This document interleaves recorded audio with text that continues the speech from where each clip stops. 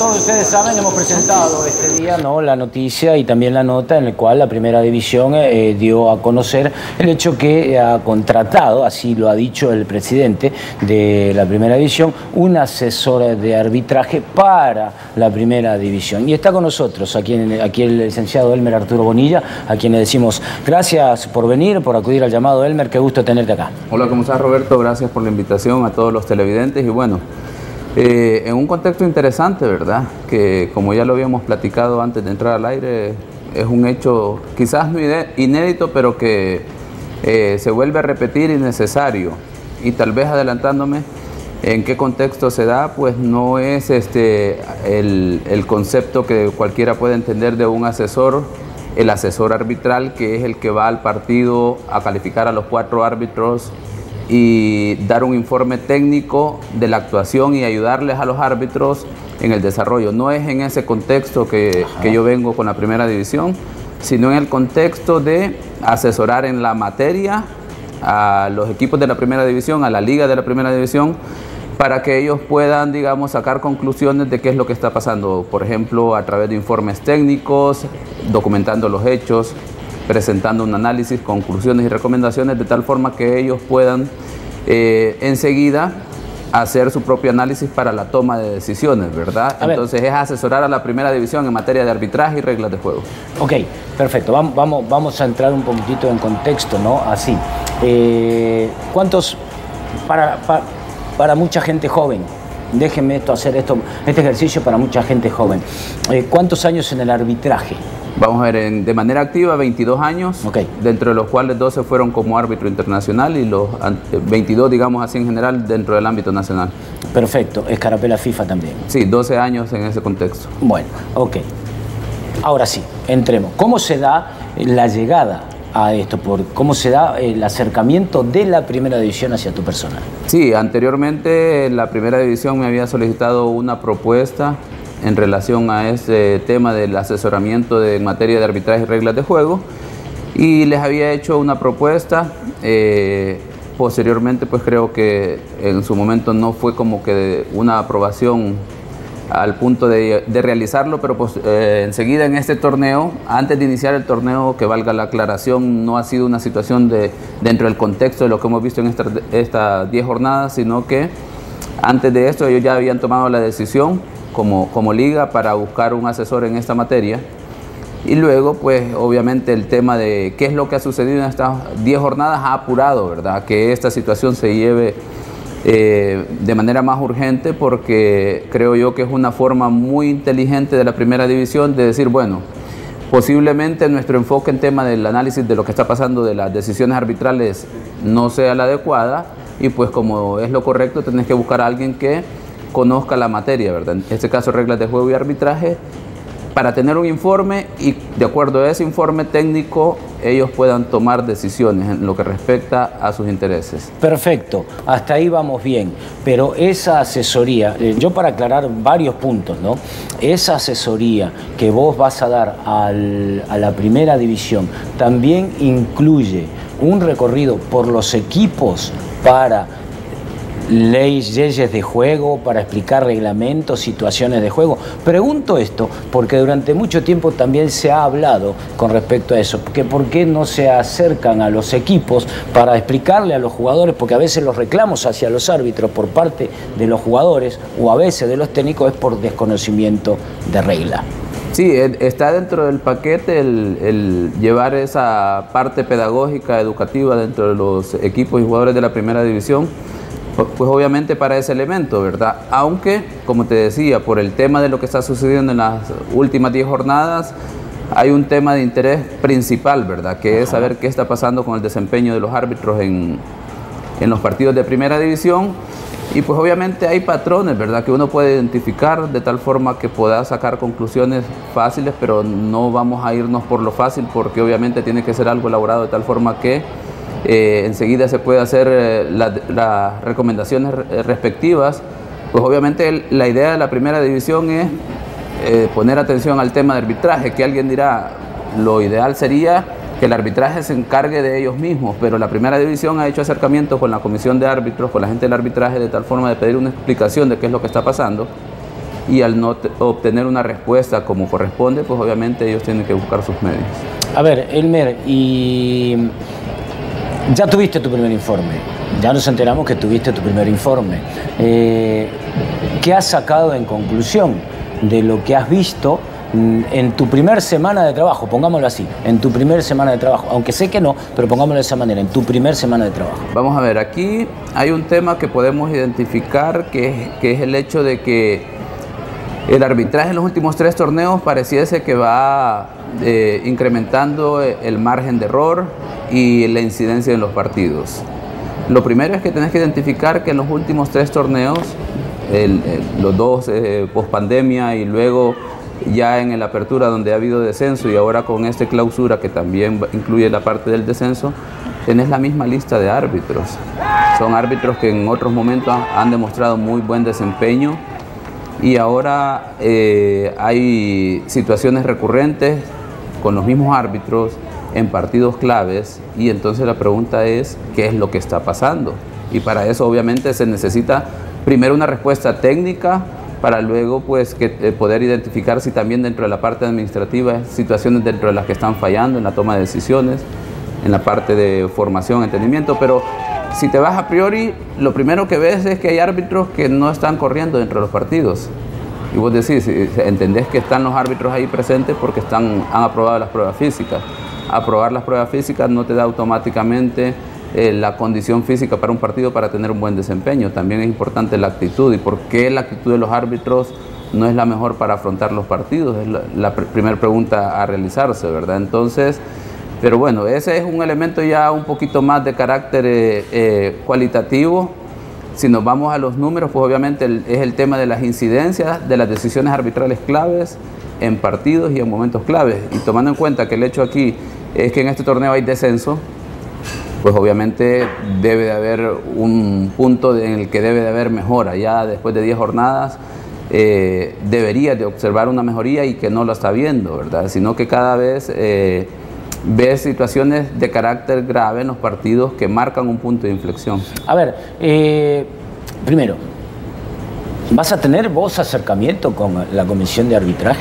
No. ¿Vas a tener algún contacto o solamente la primera división? No, solo con la primera división. Número uno, pues las conversaciones y los acuerdos han sido con la primera división. Obviamente la gente del arbitraje no estará de acuerdo con esta situación, pero al no tener ellos una respuesta ante las inquietudes de la primera división, pues obviamente se da este suceso. A ver, otra cosa, metámonos de lleno así en lo que ocurrió porque me imagino que pasaste el informe también. Del fin de semana. Del fin de semana. Ya tenemos la recolección de los hechos, de los datos, okay, para terminar el análisis y conclusiones. Ok, perfecto. ¿Y cuándo lo vas a presentar? Esperamos presentarlo esta semana para que la Junta Directiva de la primera división pueda hacer una revisión de este. Nos adelantamos un poquito. ¿Sí? El caso Firpo. Vamos a ver, ahí hay una situación de un arbitraje que tuvo bastante incidencia en el desarrollo del partido, pero aquí puede sacar una cuestión administrativa que creo yo que entra dentro de la lógica de todos los que estamos involucrados en el mundo del fútbol. ¿Qué es lo que haces con un equipo si buscas ganar? Metes en la alineación a los mejores 11, a los que mejor entrenaron, a los que están en mejor estado de forma, correcto, a los que vienen rindiendo mejor en los partidos anteriores.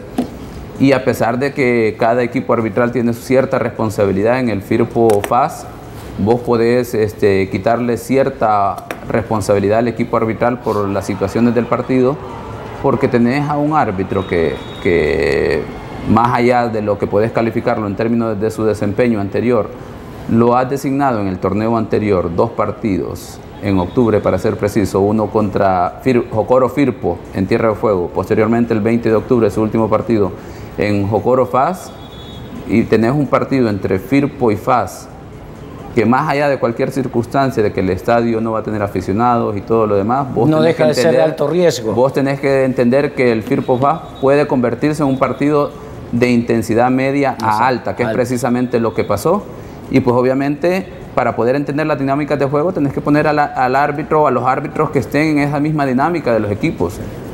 Y aquí pues obviamente en el tema de la designación arbitral, sin quitar la responsabilidad, como digo, del equipo arbitral en turno, pues obviamente no es una decisión acertada, es una conclusión que puedes sacar antes incluso del partido. No necesitas esperar lo del partido, que las posibilidades, el margen de error lo amplías designando a un árbitro, que la pregunta es, ¿por qué su último partido fue el 20 de octubre y durante las 9 jornadas anteriores no le ha dado una oportunidad de arbitrar cuando los equipos, sabemos que en las primeras 3, 4 jornadas posiblemente todavía vienen en ese entorno de pretemporada y están tratando de calibrar sus ideas de juego, agarrar ritmo? Pues obviamente los árbitros de igual forma. Entonces, según tu conclusión es que no estaba, pongámoslo de esta manera, en ritmo de juego. En ritmo de juego. Más allá del tema de capacidad y todos los otros elementos, es tenés un partido y pongámosle otro agravante, un Firpo que viene de una situación, de una incidencia, digamos, que generó mucho tema a nivel mediático y obviamente consecuencias de carácter económico por las sanciones a los equipos. Pues obviamente tenés que aspirar a minimizar el margen de error en todo sentido. Y la parte del arbitraje juega un papel importante. También en la designación estás previniendo que incidentes se den para que haya un buen desarrollo del partido. A eso me quiero referir, porque hablas de falto de ritmo de juego, ¿no? O sea, eso puede conllevar tal vez a cometer algunos errores, y eso quiero precisamente hablar contigo, específico.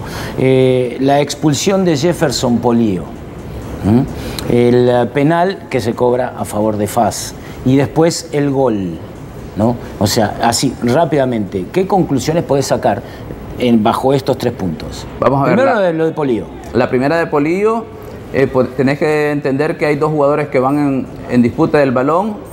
Polío va y cubre el balón, claro, extiende los brazos, seguro, y de hecho vos lo dijiste muy bien, no es de tarjeta roja, es de tarjeta amarilla. Implicaba que el jugador se iba a ir expulsado por doble amonestación, pero por más allá que alguien diga a nivel general, bueno, siempre era roja y que el equipo siempre iba a quedarse con uno menos, pero es que no podemos confundir los conceptos a nivel técnico, porque la reacción de los jugadores tiene que ser, bueno, roja directa definitivamente no es, una tarjeta amarilla es inobjetable y tenés argumentos para defenderlo. Entonces, y luego el tema de la implicación en cuanto a las sanciones. No es lo mismo que te vayas expulsado por doble amonestación que por una roja directa, además que le ponemos el agravante que posteriormente en una segunda expulsión vos sabés que la base de competencia del Código Disciplinario te toma el elemento de reincidencia. Entonces obviamente estás agregando el expediente de un jugador de manera innecesaria o de manera errónea. Ahí número 1. Penal. Luego el penal, hay una situación en la que Vigil extiende el pie o la pierna y no termina de ser contacto, no hay una falta. Te toca identificar cuál de las 12 faltas de la regla 12 es la que sucede ahí. No puedes ver una patada, no puedes ver una zancadilla, no puedes ver una entrada. Y que te puede dar elementos que no son situaciones vinculantes necesariamente. No es un golpe sobre Kevin Reyes de tal forma que puedas decir que el jugador, los gestos que hace posterior, generen ese tipo de dolor o algo por el estilo. Definitivamente la decisión es equivocada en la sanción del penal porque no existe falta.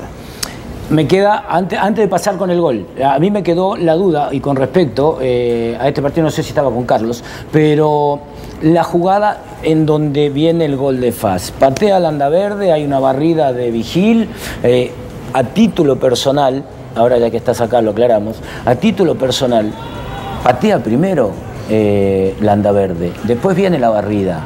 Y creo yo, no sé si estoy equivocado, pero hay contacto de Landaverde con Vigil. Yo la veo de esa manera, creo que así la describíamos con Carlos en el partido. Vamos a ver. Dale. Buenísimo ese concepto porque nos permite aclarar el tema de que ya ahí cambió. Ahí ya cambió, sí, ahí lo tenemos en pantalla, que ya cambió el concepto de la intención.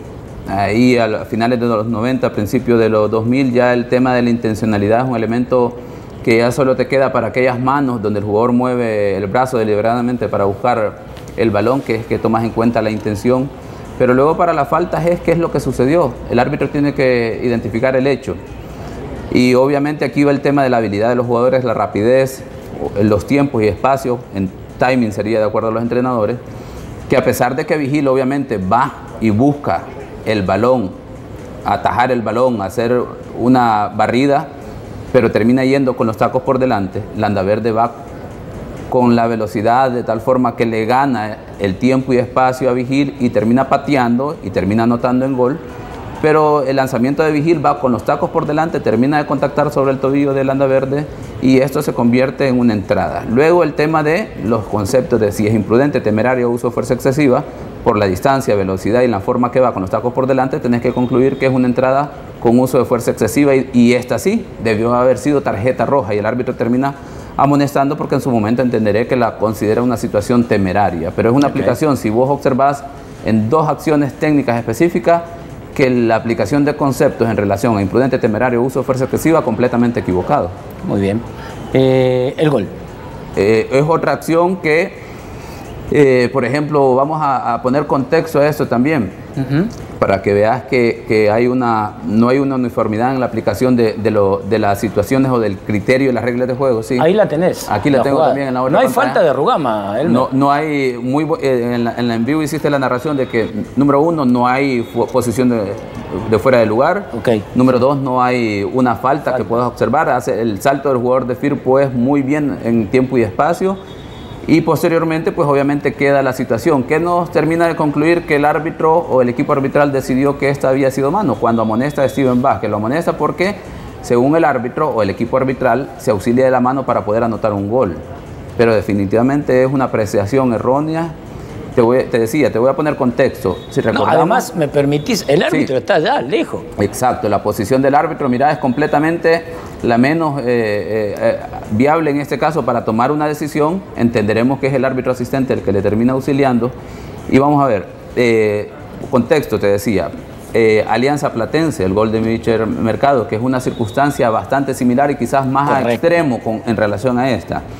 De igual forma, me parece que fue en el Águila Chalatenango, donde Gerson Mayén hace una situación bastante similar que controla con la parte del pecho y esa es más clara y se la terminan sancionando como una mano, bastante similar a la que hace Steven Vázquez.